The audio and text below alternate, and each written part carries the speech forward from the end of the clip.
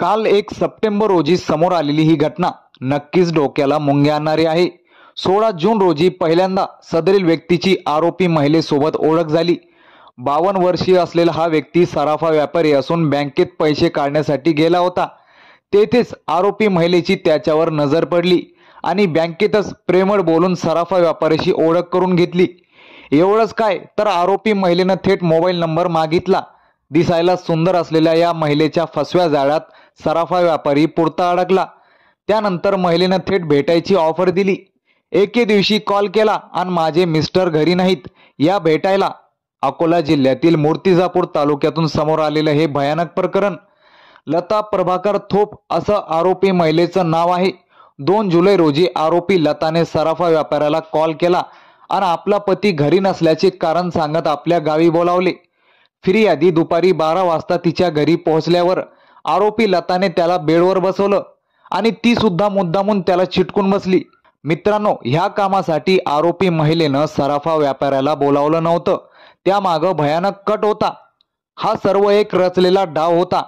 जेव्हा लताबाई आणि सराफा व्यापारी एकमेकांना चिपकून बसले तेव्हाच लताबाईचा नवरा आरोपी नितेश थोप तिथे आला व ठरल्याप्रमाणे त्यांचे दोघांचे तसले फोटो काढण्यास सुरुवात केली।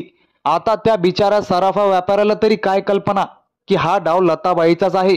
त्यानंतर या आरोपी दाम्पत्याने फिर्यादीला बलात्काराच्या खोट्या गुन्ह्यात अडकवून तुमच्या सगळ्या नातेवाईक व समाजातील लोकांना हा फोटो दाखवून अशी भीती दाखवत 3 लाख रुपयांची मागणी केली।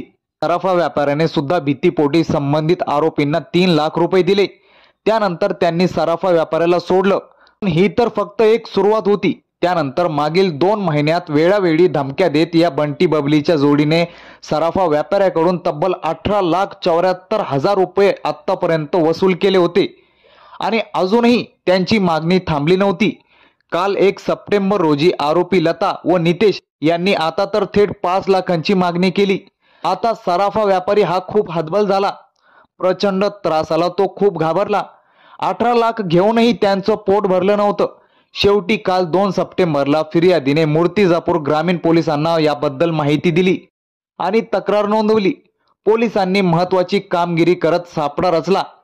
सराफा व्यापाऱ्याला सांगितलं, तुम्ही 5 लाख कॅश घेऊन तयार राहा। आरोपींनी मूर्तिजापूर अकोला रोडवरील टोल नाक्यावर पैसे घेऊन येण्याचं सांगितलं होतं। सराफा व्यापारी 5 लाख घेऊन आला। पैसे आरोपींच्या हातात द्यायचे तेवढ्यात पोलीस समोर येऊन उभा झाले।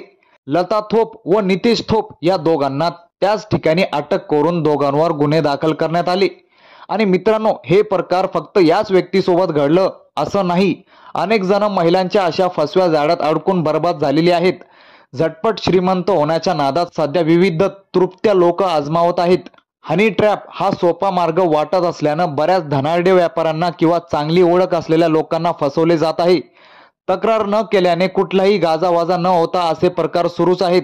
मात्र जर हनी ट्रॅपच्या माध्यमातून फसविल्या गेलेल्या नागरिकांनी तक्रार केली तर अशा गुन्ह्यांना आळा बसू शकतो। मध्यंतरी अकोल्यामध्ये 2 व्यापाऱ्यांना अशाच पद्धतीने फसविल्याच्या घटना घडलेल्या आहेत। तुम्ही सुद्धा सावध व्हा, कारण पुढचा नंबर तुमचा नको। तर या घटनेबद्दल तुमचं काय मत, प्रतिक्रिया द्या। चॅनलवर नवीन असाल तर व्हिडिओला लाईक आणि चॅनलला सबस्क्राईब करणे विसरू नका।